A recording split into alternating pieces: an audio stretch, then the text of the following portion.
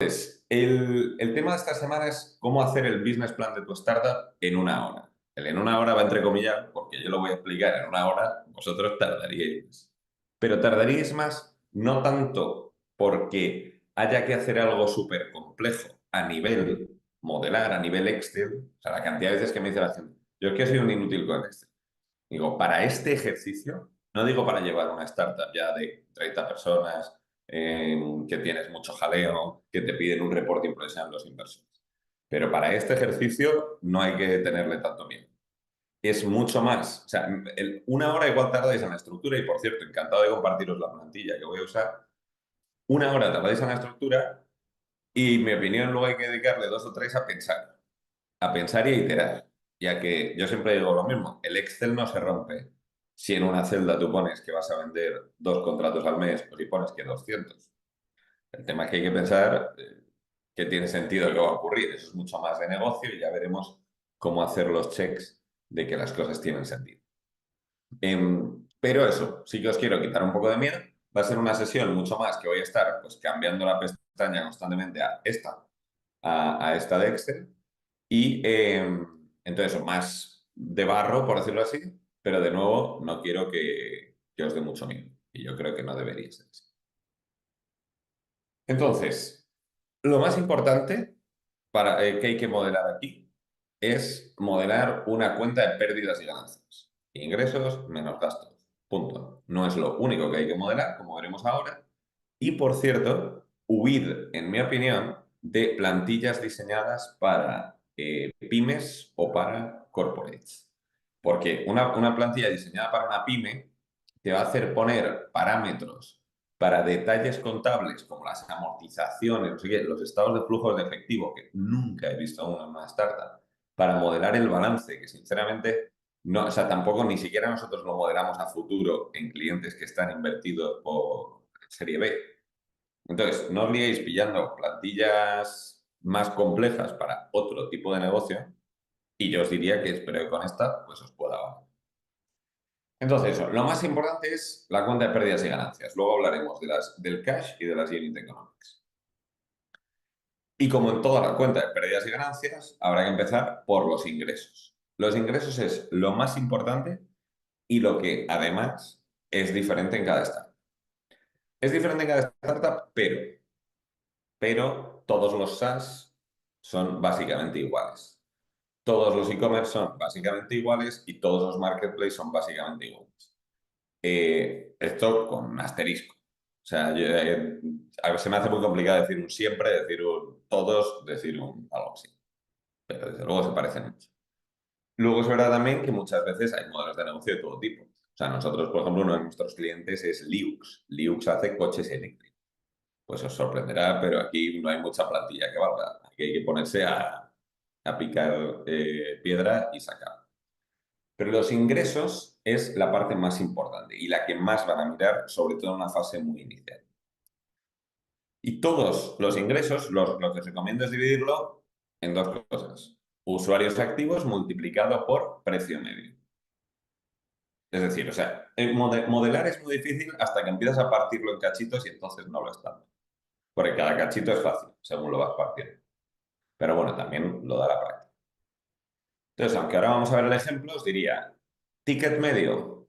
Pues mira, tú puedes tener un producto como Netflix era hace unos años, que si no recuerdo mal, todo el mundo en el planeta pagaba 8 euros al mes, creo. Bueno, o en Estados Unidos 8 dólares, imagino, o tal. O tú puedes tener como Netflix es ahora, por ejemplo, que tiene diferentes paquetes de precio.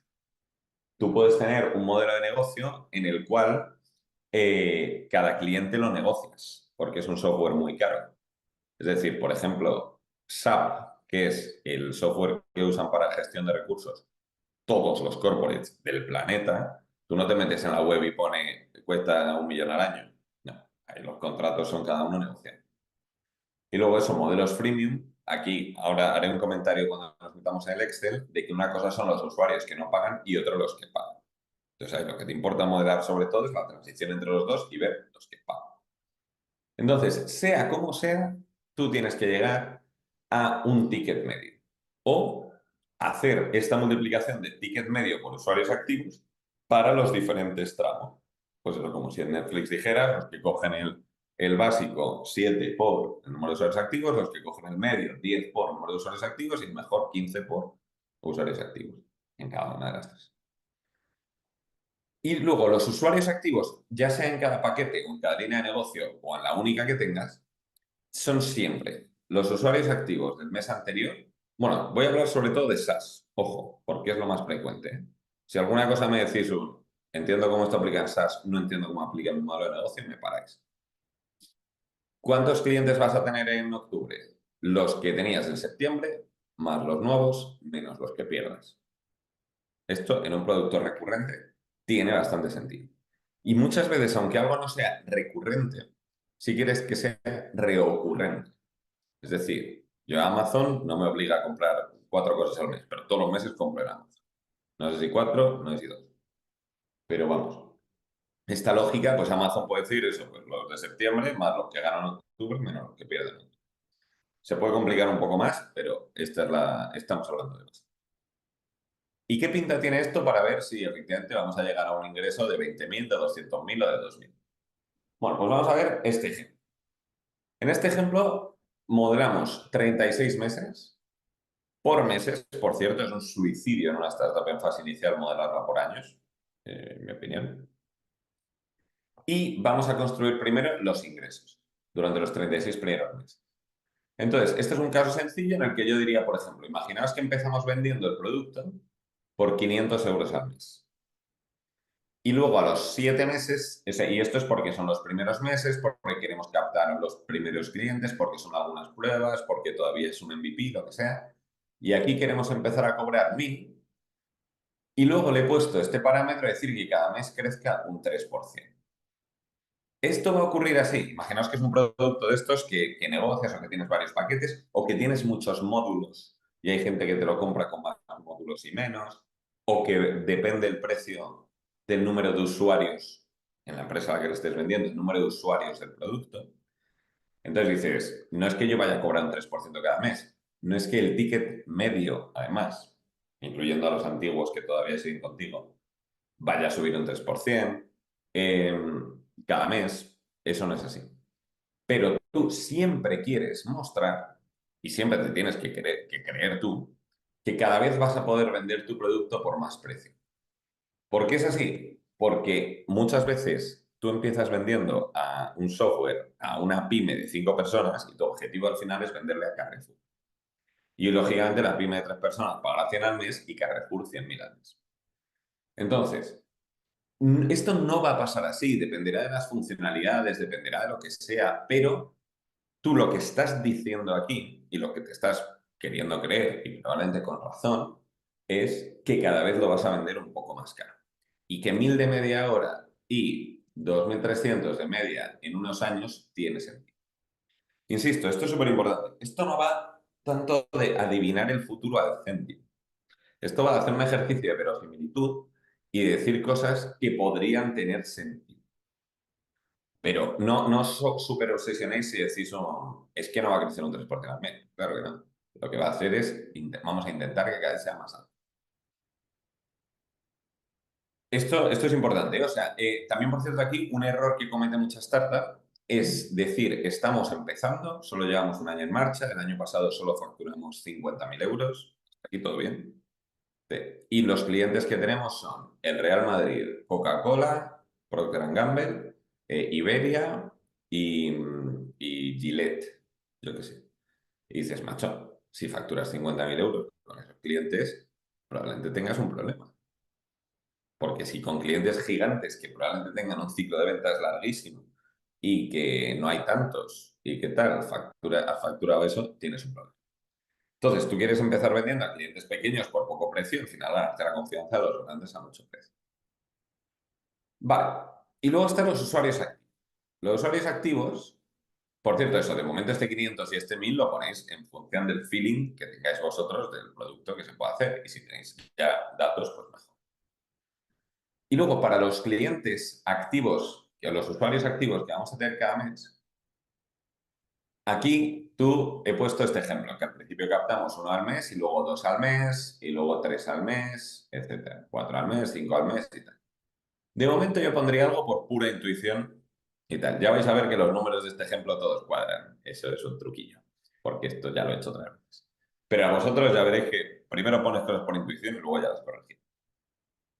Y luego siempre ponemos el porcentaje de clientes que van a caer en función de los clientes que tengas. Es decir, un porcentaje de los clientes que tengas. Entonces, por ejemplo, el 2% de los clientes que tengo se me van a caer cada mes. ¿Vale? Esto, no ponerlo, es un error garrafal. Todos los softwares pierden clientes y no pasa nada. El tema es captar más de lo que pierdes. Así de sencillo, para crecer. Pero siempre, siempre, siempre hay que poner el churn. El churn en un SaaS normal B2B está entre el 2 y el 3%. Aquí, por ejemplo, el argumento sería decir, pues al principio creo que 3 porque no tengo muy bien el producto, pero luego creo que 2. Puedes haber puesto 2 desde el principio, puedes haber puesto 5 al principio, puedes poner que sube por lo que sea razón. Pero pon algo normal, si todavía no has empezado el negocio. Pon algo que sea, que esté en benchmark. Luego decimos referencias de números como este. Y entonces, cada mes, pues tú tendrás los usuarios del mes anterior más los nuevos menos los que pierdas. Y así, pues irá evolucionando. Insisto que de momento hemos puesto números, no a voleo, pero por intuición, en todas estas cosas. Si el ticket lo queréis dejar fijo, ok, aunque yo diría eso, sobre todo lo que intentéis aumentar. Y el ingreso es simplemente la multiplicación de estos dos números. E insisto, de momento, pues ok, vale, te han salido aquí dos números, luego ya nos meteremos a ver qué tal va todo. Si esto hubieran sido eso, diferentes paquetes, paquete pyme, paquete startup, paquete pyme, paquete enterprise, pues lo haces 3 veces y luego sumas los ingresos. Las filas en el Excel son gratis, ¿eh? Esto hay gente que le encanta poner fórmulas mega complicadas y liarse o decir es que esto no se puede hacer. Cuando digo, macho, pones 3 bloques y luego los sumas. Ya está, es gratis. Entonces, si fueran 3 paquetes de cosas, tú haces este cálculo 3 veces, unas licencias por 1000, otras por 3000, otras por 8000, cada una con sus nuevos usuarios y los usuarios que pierdes, etcétera, y luego las sumas. ¿Cómo se puede complicar esto? Hombre, por supuesto se puede complicar. Yo no estoy diciendo que con esto uno pueda modelar Tesla, probablemente. Cosas que lo pueden complicar. Pues, por ejemplo, el decir que si hay diferentes paquetes, que la gente te salte de uno al otro. Eso te lo puede complicar. ¿Cómo lo hacemos nosotros en un cliente real? No solo hacemos nuevos usuarios y usuarios que pierden, sino también los que haces upsell y downsell. ¿Qué quiere decir? Un usuario que mantienes, pero que ahora le vas a vender por más precio. Y viceversa, con el downsell. Entonces, ¿cómo lo haríamos en un marketplace? Por ejemplo, bueno, ¿cómo lo haríamos en un e-commerce? En un e-commerce probablemente hiciera nuevos usuarios y tasa de repetición sobre los usuarios que captaba en meses anteriores. Eso me daría una suma de usuarios activos en el mes. Luego lo puedes multiplicar por número de compras que hace cada usuario en el mes.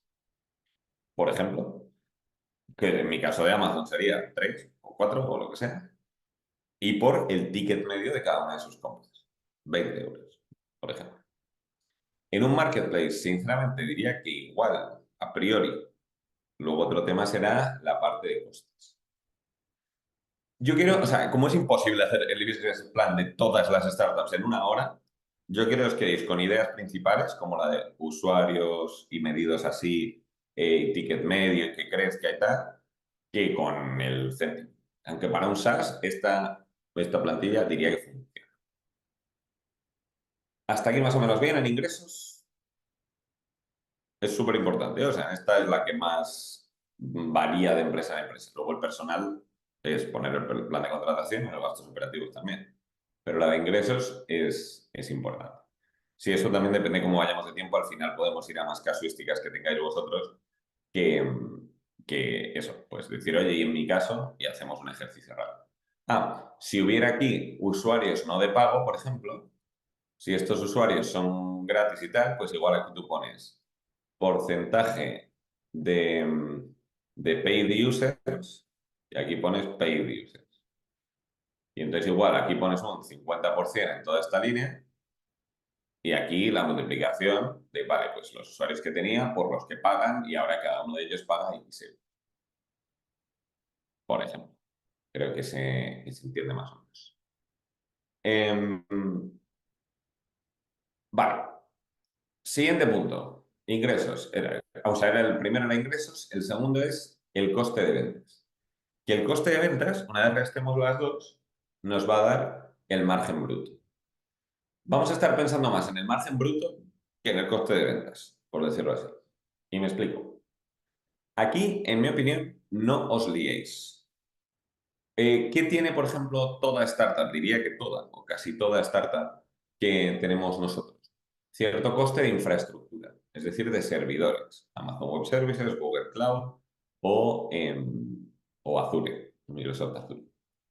Aquí no os superliéis. En general, nuestras startups tienen aproximadamente hasta un 10%, puede que algunas un poco más, de gasto en infraestructura de Amazon. Entonces tú puedes decir, no, pero es que nosotros si usamos no sé cuántas GPUs nos cobran haciendo un tal, no sé qué.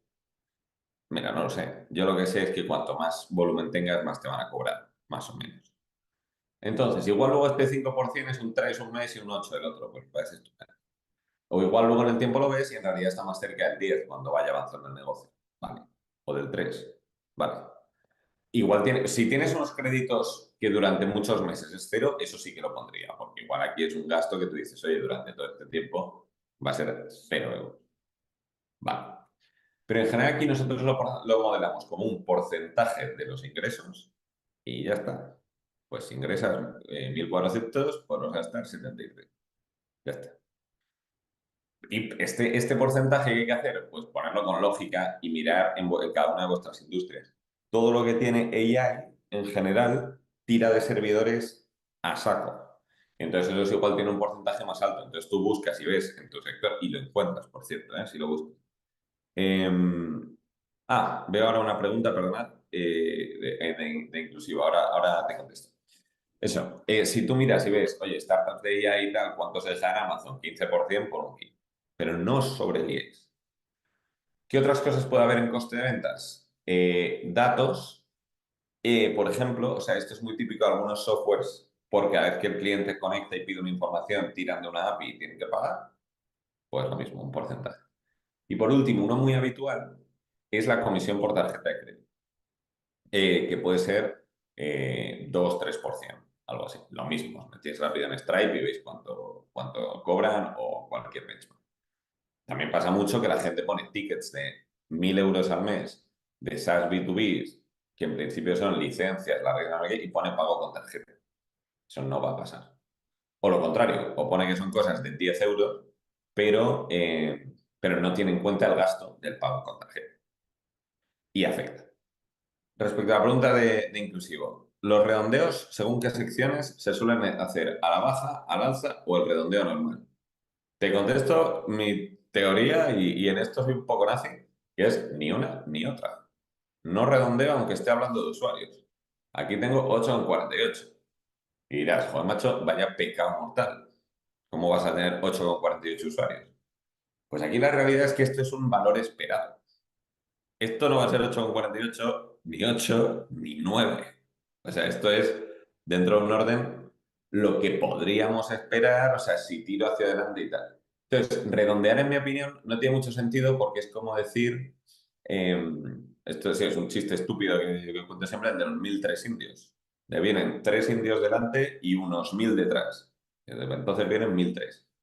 Y después no. Quiero decir, al final, intentar decir, no, es que este 10,22 vamos a poner un 10, es que no tienes ni idea si va a ser 8 o si va a ser 20. Entonces, yo tampoco, o sea, no hay un round en toda la hoja, yo creo. Y luego el resto de cosas que son en euros es que ni siquiera aplicaría. Pero yo de verdad me parece que eso es pasarse de darle vueltas. Y por eso aquí asumimos que perdemos 0,41 clientes. ¿Qué es lo que estoy diciendo en realidad? Que es algo más probable que perdamos 0 a que perdamos 1. Pero no tengo ni idea. Entonces, una vez hecho ingreso y coste de ventas, que de nuevo no os liéis, y si es una plataforma o un marketplace, también lo haría con un porcentaje. En el caso de Uber que veíamos la semana pasada, Yo aquí pondría conductores, 85%. Infraestructura, 7%. Te quedas un 8% igual. Me lo he inventado, ¿eh? Tendría que ver los números de verdad. Pero no por ello complicaría más el escenario. Luego, esto, en el mundo real, en Uber, que tienen miles y miles de empleados, hay un tío pensando aquí ese coste, cómo se va a componer de conductores nuevos, de conductores antiguos, de no sé qué, el mix, a cuántos pagan tal, los del Tier 1, los del Tier 2. Pero yo estoy asumiendo, por lo menos, que estamos haciendo el primer modelo de la startup, no el de cuando ya cotizamos en bolsa. Así que, de momento, no nos lío. Em, y en un e-commerce, lo mismo. Decir pues el producto me cuesta la mitad de por lo que lo vendo. 50%. Fin. Y la logística, otro. David, no sé si vas a hacer una pregunta. Sí, perdóname, ¿eh? Ah, El revenue, lo mismo lo has dicho, ¿eh? Pero la fórmula, 985, por ejemplo. es ticket medio por el número de usuarios activos. Fin. Es decir, o sea, es Qui- desglosar eso. 500 por 2. Sí, en ese caso 500 por 2, es que este efectivamente está redondeado como acabamos de comentar. Vamos, Ah, siempre vale, lo vale. es. Ok, Perdón. ok. Efectivamente, pero nada, no, o sea, en el fondo o sea, dar 50 pasos atrás y es un back to basics. Pues el número de Sí, usuarios sí, pero activos. Pero tienes razón que el redondeo y con los números redondos puede confundir un poco. Es verdad. Vale, entonces, lo que os digo, no os compliquéis mucho aquí, pero es un error de pena de muerte no poner una parte de cost of sale. ¿Y qué margen tiene sentido? Pues de nuevo, lo veremos después, pero cada modelo de negocio tiene más o menos un estándar. Los SaaS suelen estar entre 80 y 90, o el 95, pues vale. Pero desde luego el 100 no. Los e-commerce igual en 50, los marketplace pues igual hasta el 30. Si tú me pones que lo tuyo es un SaaS y tiene aquí un 60, yo voy a preguntar. ¿Que igual tiene justificación? Sí, pero voy a preguntar. Este es un punto súper importante, ¿eh? Hay miles de cosas que os voy a decir aquí y más adelante que hay un benchmark y que os digo, aquí las referencias no sé qué. Si tú crees que no es así por alguna razón, no lo pongas, pon lo que tú creas, pero estate preparado para defender. Eso es súper importante. O sea, porque te lo van a preguntar. Y si tu respuesta es, no sé, tienes un problema. Si de verdad es un, no sé, y es perfectamente válido, pon lo estándar, pon el benchmark, pon la referencia habitual, pero no pongas un número que no lo sé. Si pones un número que no es la referencia habitual, tienes que saber por qué. Vale, entonces ya hemos cubierto las dos partes que sí que dependen de cada modelo de negocio, pero ahora venimos con las que son todos los negocios del mundo iguales en estructura, que es el gasto de personal y otros gastos operativos. Y el gasto de personal siempre va a ser las personas que tú quieres contratar multiplicadas por su sueldo.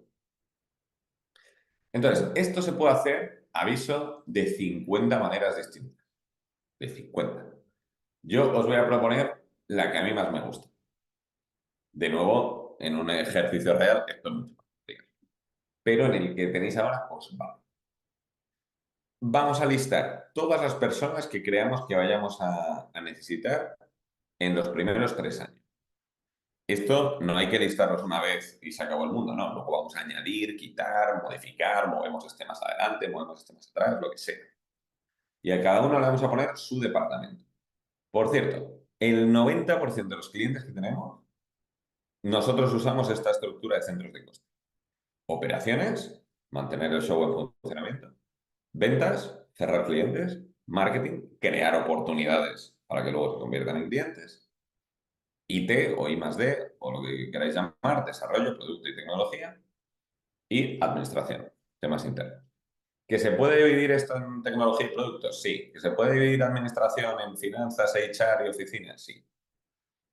Con esto tires, de momento. Y lo que hacemos es poner a cada persona con su departamento.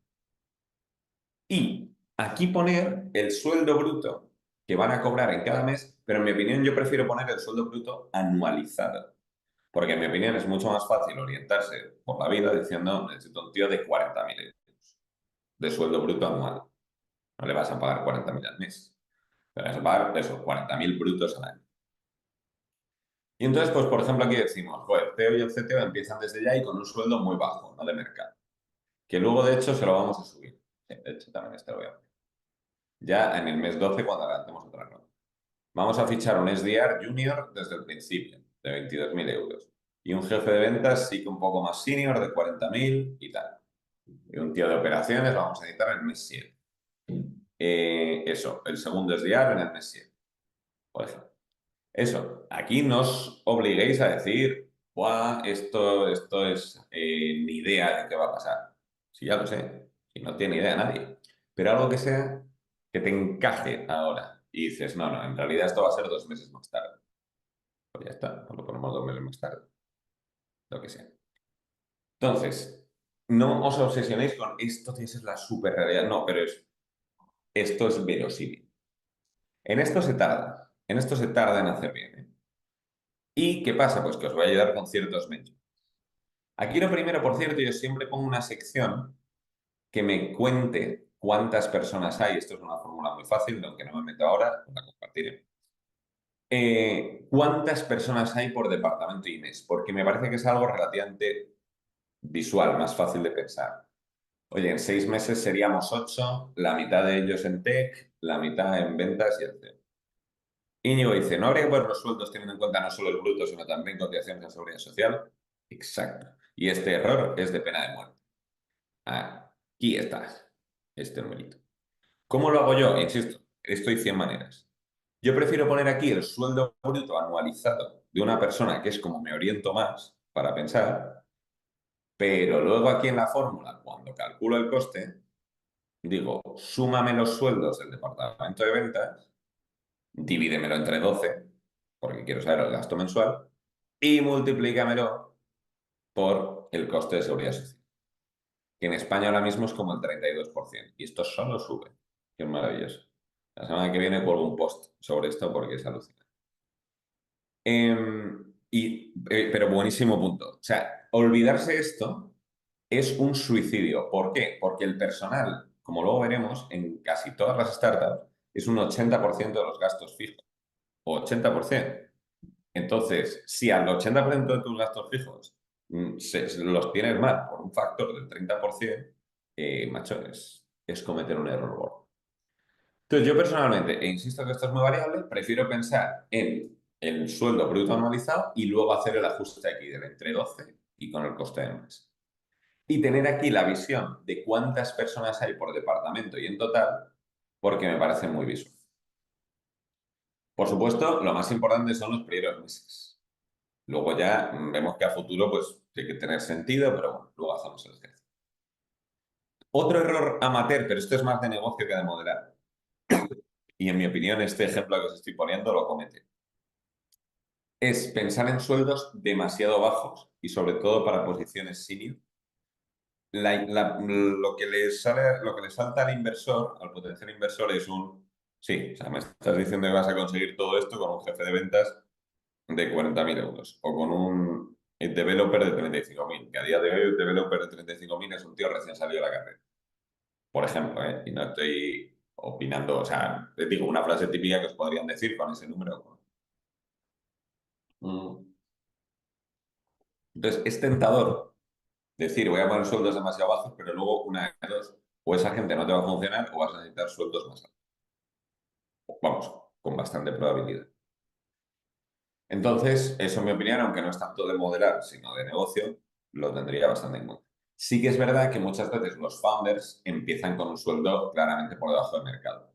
Pero una cosa son los founders y otros son los demás.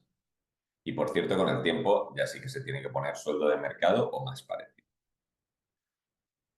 Entonces, aquí os digo, y luego lo repito con los benchmarks, en casi todas nuestras startups, aproximadamente cuando se estabiliza un poco, gastan en ventas y marketing un 40% del coste de personal y en desarrollo otro 40%. Y el resto en operaciones y administración. ¿Esto tiene que ser así? Pues no, pero si no lo es, tienes que saber por qué. Es que la mía es de mega I más D. Por eso, olvídate de lo de ventas y marketing durante un tiempo, que durante 2 años vamos a estar desarrollando y va a ser de 100. ¿Vale? Perfecto. Pero tienes que tener historia. Si no, yo creo que abrir una startup normalmente desarrolla las dos cosas. Y entonces luego, para los gastos operativos, aquí es donde la gente, en mi opinión, gasta más tiempo sin tener que hacerlo. Los gastos operativos, a mí me gusta seguir la misma lógica. Vamos a listar todos y vamos a poner, vamos a listarlos todos y vamos a poner a qué departamento van. Y aquí los vamos a sumar. Em, a ver, vale, la pregunta. El tema de comisiones sobre ventas en personal de ventas y los bonos o similares para los CTOs que tienen sueldos bajos pero que se complementan en base a resultados, ¿dónde figura en el plan? Es muy buen punto. Aquí yo pondría probablemente, igual que he metido estas líneas de aquí, metería otras igualitas y pondría el bonus que espero de cada uno y en qué mes, por ejemplo.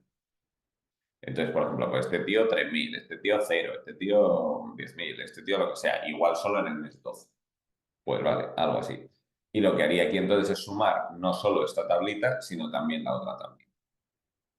O sea, hay bonos y variables de ventas. En los de ventas les pongo pues sus 1.000 al mes de variable, pues fenomenal. Y tú puedes sumar la tabla de gross salaries, esta igual le puedes llamar gross salaries, salarios brutos, y otra tabla que se llame de bonus, por ejemplo. Y tiras con las dos tablas bastante bien. También podría, supongo, aquí meterle un más, lo que sea, pero como está anualizado no me gusta mucho. Puedes ponerle igual aquí voy a asumir que es un 10% más para todo el mundo. Y entonces aquí en el mes 12 multiplicas por 10, por 1,1. Se puede hacer de varias maneras. Probablemente lo de meter otra tabla es lo más completo. Entonces, en gastos operativos, aquí la gente se suele mega complicar. Aquí la gente suele intentar clavar que Google Ads nos va a cobrar 2.897, que el teléfono a la oficina cuesta 17 euros en vez de 16 y cosas así. Es muchísimo menos que el gasto de personal. En la mayoría de nuestras startups la proporción es 80-20, a no ser que sea un B2C con mucho más. Entonces, si en general es 80-20, yo no me meto a mirar mucho el detalle de qué hay aquí. Yo lo que miro es que con el tiempo, más o menos, y no en el mes uno, que en el mes uno a saber cómo es, que la proporción sea más o menos 4-1. Y más o menos lo es. ¿Qué es 5-1? Pues vale. Pero que la proporción sea aproximadamente 80-20. Lo que hayas metido dentro de esto, sinceramente me da un poco igual. Pues sí, igual has puesto muy caro la oficina y muy barato el marketing. Bueno, eso podría dar problemas luego. Pero eso, igual has puesto una locura en operations y poco en admin. Admin, todo el mundo lo infravalora. Siempre. Todo el mundo lo infravalora. Siempre hay más gastos de admin y yo por eso pongo un other siempre para cubrir más. Pero mi idea es poner los 5 mismos departamentos, listar todos los gastos y no os súper compliquéis. Aquí he puesto un ejemplo de decir, pues si cada licencia de Zendesk cuesta 100 euros por empleado de operaciones, pues vamos a calcularlo bien y ponemos 100 euros por cada empleado de operaciones. Fenomenal. Pero que de verdad no os liéis. Y aquí la gente suele gastar horas, horas, horas, en el hiring plan no tanto y la proporción es 4. Entonces, con esto que hemos llegado, con esto hemos llegado a un resultado, a un P&L que tiene sus ingresos y sus pérdidas y por tanto un resultado al final. Que de momento igual no tiene ningún puñetero sentido. Que de momento probablemente los 12 primeros meses tengan un poco más de sentido y a futuro todavía no tiene ninguno. Luego nos ponemos a resolver. No hace falta que esto se construya línea a línea. Uno puede volver para atrás en Excel, que también es. Pero de momento hemos llegado a un resultado, a un EBITDA. Vale, pues funcionamos con eso. ¿Qué cosas suelen ser estándar? Por lo que os decía, los ingresos bajos, sobre todo comparados con los gastos, incluso puede ser cero durante mucho tiempo.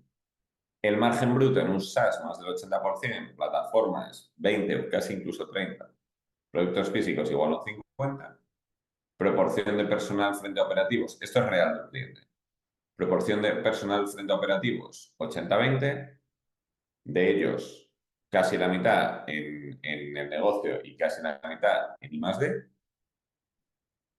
Luego, solo si la empresa es B2C en general, tiene unos gastos de marketing que igual sí que son altísimos, que se sale un poco de esa regla de 80-20.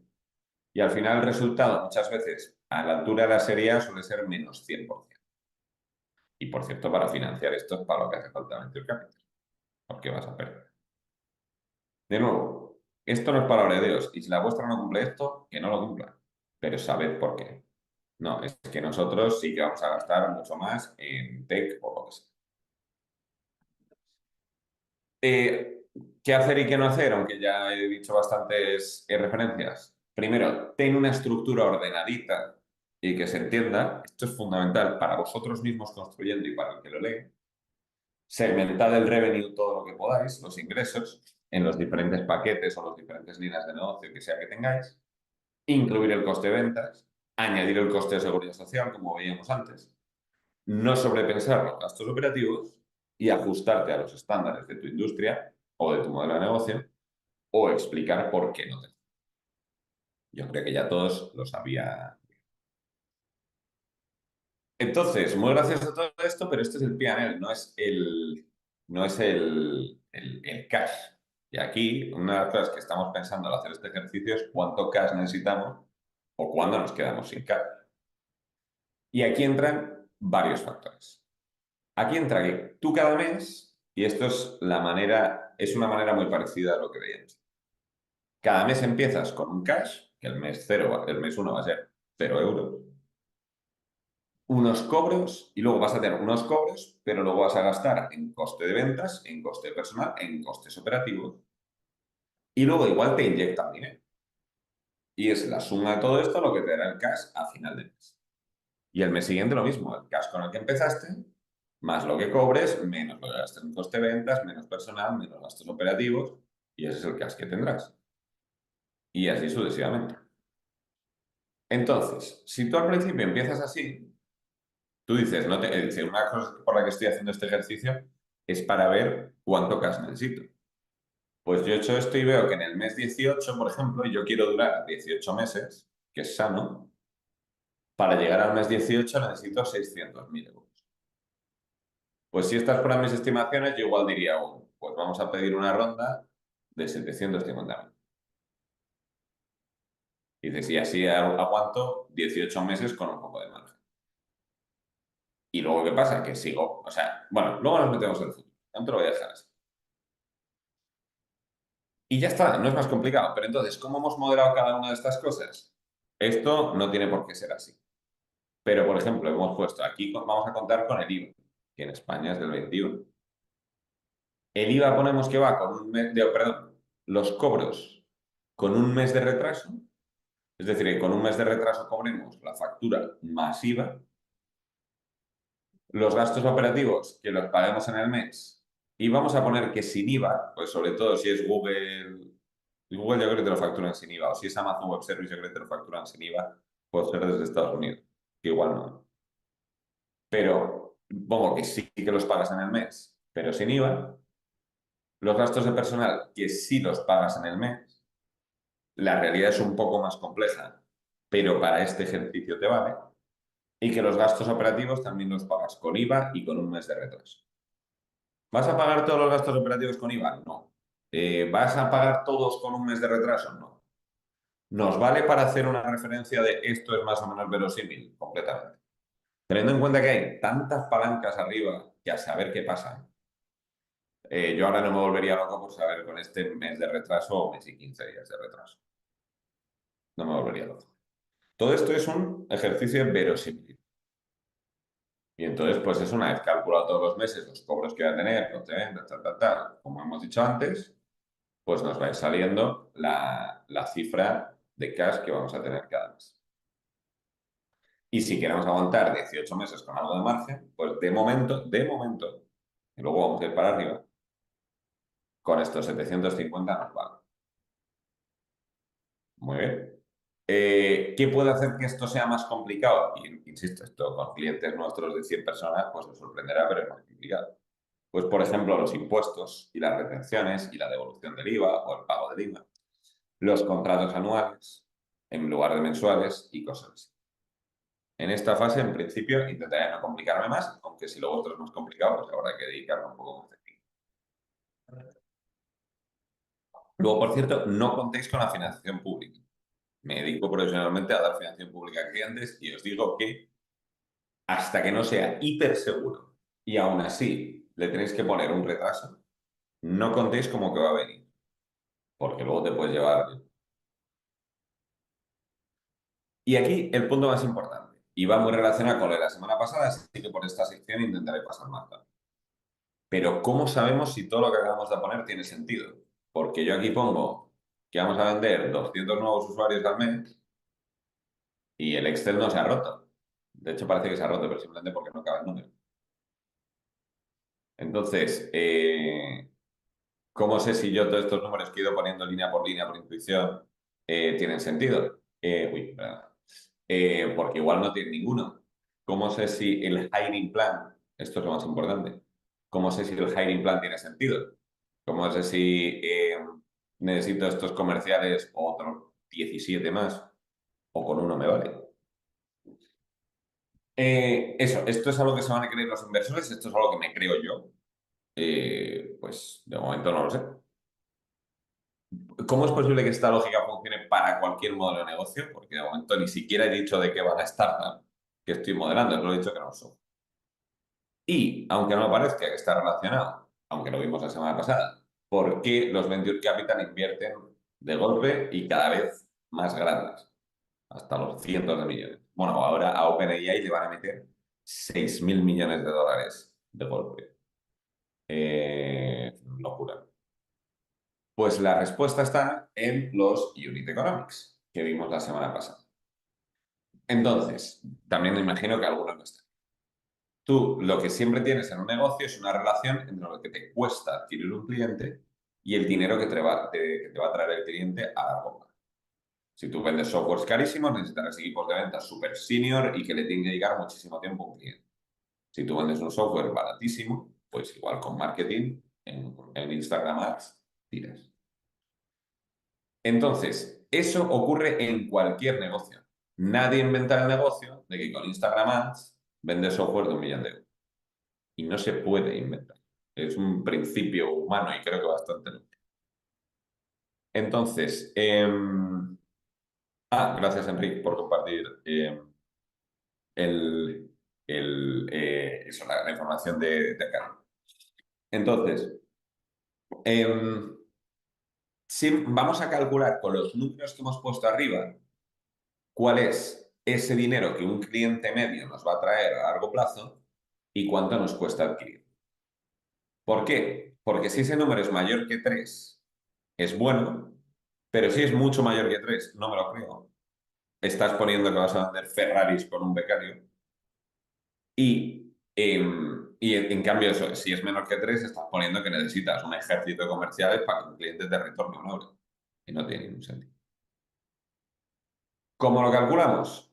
Pues el valor que te va a traer un cliente es lo que paga cada mes por el margen que tú te quedes, que lo teníamos arriba, tenemos los dos datos arriba. Este es el medio, insisto. Por el margen que tenías y por los meses que te va a durar. Esto tiene sentido, el margen que te da en un mes por el número de meses que va a estar el cliente contigo. ¿Tú cómo sabes el número de clientes, el número de meses que va a estar el cliente contigo? 1 entre el churn. Esto es matemática. Aquí no me meto porque es que esto es matemática. Si tú tienes un 1% de churn, si cada mes de cada 100 clientes pierdes uno, es que el cliente medio te dura 100 meses. Entonces, si tú tienes un churn del 3%, dices que el cliente medio te va a durar 33 meses. Si dices 2%, estás diciendo que el cliente medio te va a durar 50 meses. Unos menos, otros más, pero el cliente medio. Entonces aquí dices, si el cliente medio me paga 1.200 al mes, yo me quedo con un 90% de eso como margen y me va a durar 50 meses, me va a traer 55.000 euros a lo largo de su vida. ¿Y cuánto me cuesta adquirirlo? Todo el coste que gasto en captar nuevos clientes, todo el coste en ventas y marketing, tanto de personal como operativo, dividido entre el número de nuevos clientes. Y esto en este caso son 9.500 euros. Y la proporción entre los dos, aquí me sale 5,8. Los primeros meses no me preocuparían mucho. Por los primeros meses, tener un comercial más o menos te mueve la boca. Pero ya cuando se estabiliza veo que más o menos tiene sentido. De hecho, en estos últimos meses ya me preocuparía si estoy empezando a hacerlo de voy a vender 1 millón de cuentas con solo 2 comerciales, por ejemplo. Vamos, no es ni 1 millón ni dos, pero que estoy vendiendo demasiadas cuentas con demasiados pocos comerciales o con demasiado poco gasto de marketing. Esto ya me empieza a ver. Y entonces, ¿qué es lo importante aquí? La primera vez que hagáis este ejercicio, estas unit economics seguro que os salen unos números absurdos. Sería un milagro que no. Habéis modelado los ingresos por un lado, después los fichajes por un lado, después los gastos operativos por un lado. Y me estás diciendo que aquí va a salir un número normal. No me lo creo. Entonces, ¿qué cosa puedes pasar? Que os salgan, por ejemplo, unas unit economics demasiado buenas. Demasiado buenas es por encima de 10, yo diría. ¿Qué me estás diciendo ahí? Pues que yo voy a ser capaz de traer clientes que me dan 50.000 euros en total en su vida y los voy a captar por 2.000. Y eso sería un factor de 25. Digo, pues eso no va a pasar a mí. Si eso es así, pues hay varias maneras de solucionarlo, como por ejemplo aumentar el gasto en marketing, decir, vale, no, creo que sí quiero captar todos esos clientes, pero me va a costar más dinero. Reducir el número de clientes que capto es otra opción, o aumentar el churn, que entonces dice que te van a durar menos los clientes. Pero claro, cuando tocas eso, aquí van a pasar muchas cosas. Una de ellas igual es, por ejemplo, que te sales del benchmark de la industria, que no es bueno. Otra, que el crecimiento que muestras a futuro es muy bajo, que no es bueno. Otra, por ejemplo, que ahora resulta que tienes demasiados gastos operativos. Entonces tú dices, joder, pues igual le he puesto demasiados gastos operativos, ya no cumple el 80-20, voy a bajar gastos de otra cosa. O al revés, sí que voy a tener esos gastos operativos, pero entonces efectivamente creo que voy a necesitar más personal. Y cuando pones el personal más alto, igual de repente ahora estos 750.000 solo te duran 6 meses.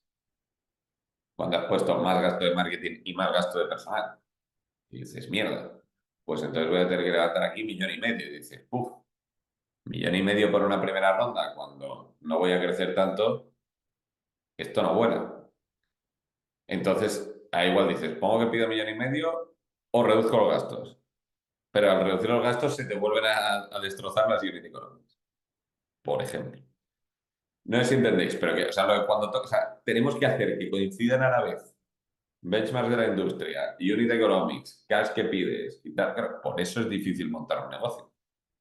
No es solo difícil modelarlo, es que luego igual, es que igual no sale.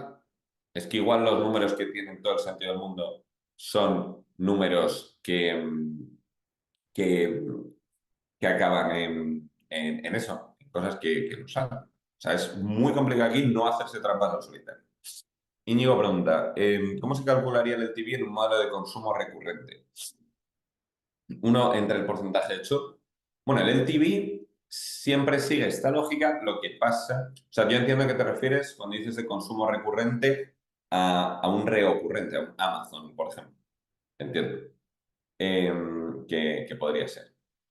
Entonces, ¿qué diría aquí? Al final es back to basics e igual la fórmula cambia, pero yo creo que no es difícil de entender. ¿Qué es? ¿Cuánto me dura un cliente?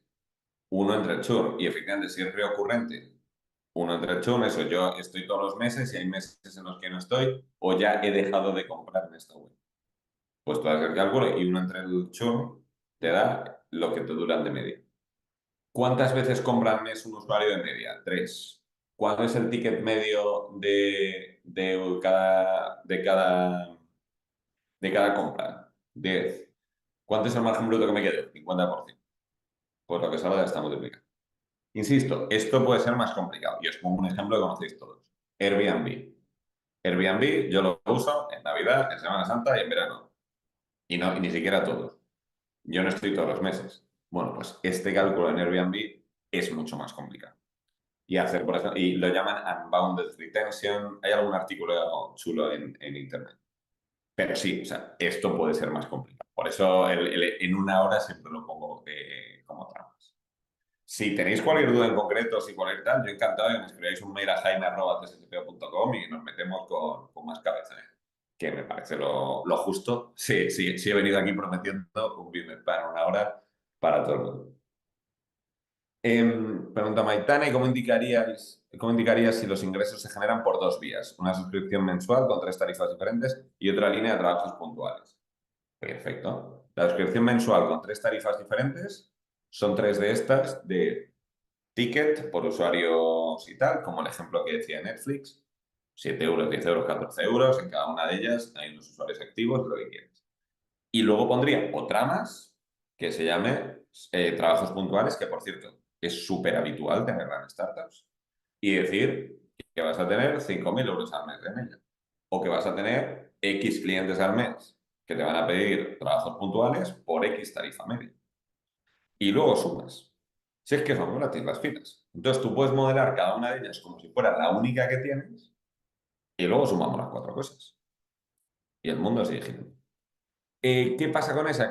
Solo hay un truquillo. ¿Qué pasa? Que igual el churn que he dicho solo aplica a una. Si entonces igual toca hacer un churn medio o coger la media del churn, es totalmente normal. Y no la queremos poner para los trabajos puntuales. Vale. En ese caso, aún así, modelizaría esto para las líneas recurrentes. Lo otro es como, vale, lo otro además bien y nos ayuda a financiar y aprendemos, pero para las líneas recurrentes. Si quieres rizar un poco más el rizo, dices, voy a poner solo aquí las líneas recurrentes y entonces en el coste de adquisición lo voy a multiplicar por 80% porque aproximadamente el 80% de los gastos van para captar esas líneas recurrentes y el 20% para la no.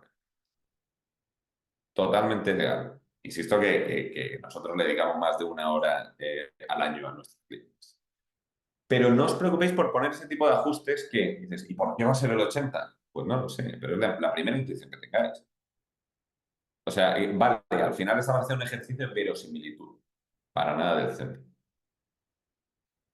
Bueno, por cierto, eso ya por rematar, que además 1 y media, aunque yo si queréis me puedo quedar para una pregunta más. Forecastear un ingreso ambicioso pero razonable. Yo alguien que me diga que van a facturar 3.000 millones en 2 años, no me lo creo. Y añadir las Unit Economics to, o otra persona lo va a hacer. Y entonces esa comprobación de si hay cosas absurdas, pues prefieres hacerlo. Lo dicho, si queréis alguna pregunta, yo me puedo quedar. O Enrique, si quieres, que ya sabes que yo tiendo a enrollarme, si quieres cortar Sí, ya. bueno, si quieres explicar algo adicional, todo tuyo. ¿Y tú crees que una startup debe tener un business plan para la compañía y otro para los inversores? ¿Cuánto difícil es eso y Es muy buen negativo? punto. Correcto, la pregunta de Íñigo de enviar la plantilla, sí, si quieres te la pasa Enrique y la distribuyes o sin ningún problema.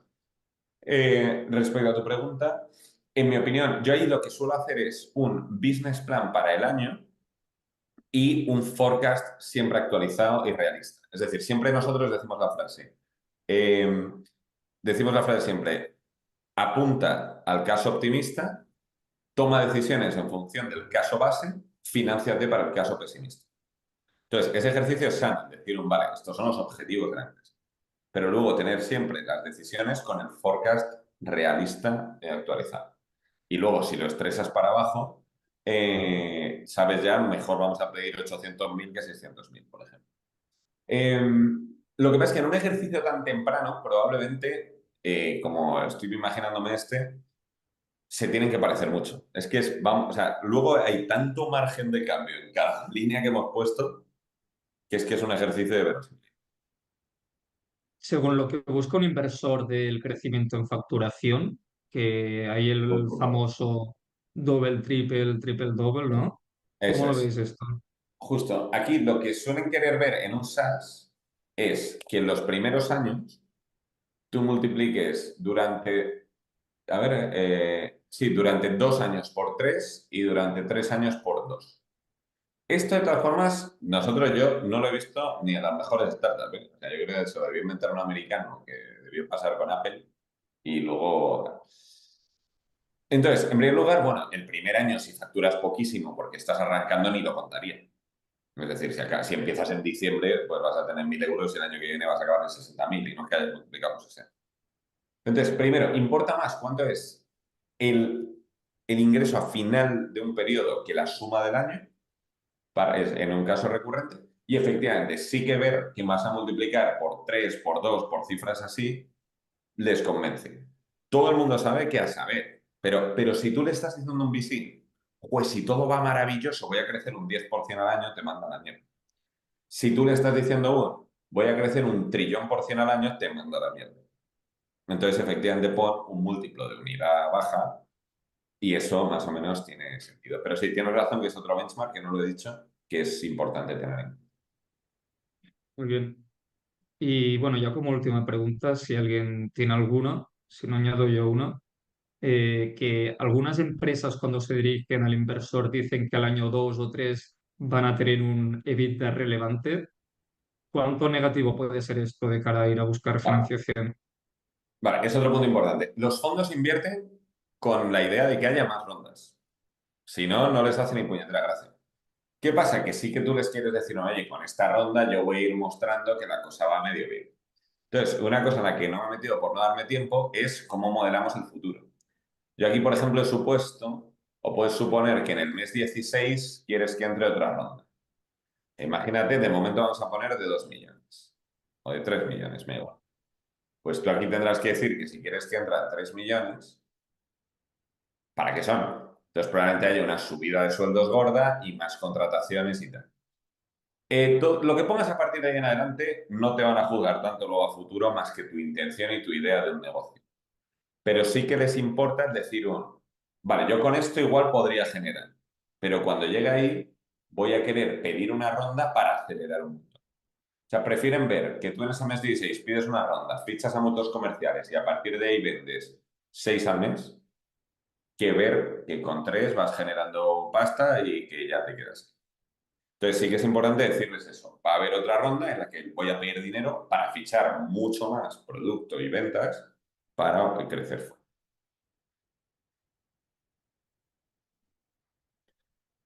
Por mí, Como perfecto. hemos podido ver, sí, lo complejo que puede ser llegar a crear un business plan y cómo el inversor lo va a tratar de la misma forma que analiza tu deck.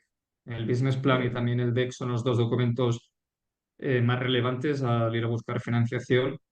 Cada error puede ser una red flag que podría significar no recibir financiación, ya que quiere ver el inversor pues, que cada euro que va a poner en la compañía va a ser tratado de la mejor forma.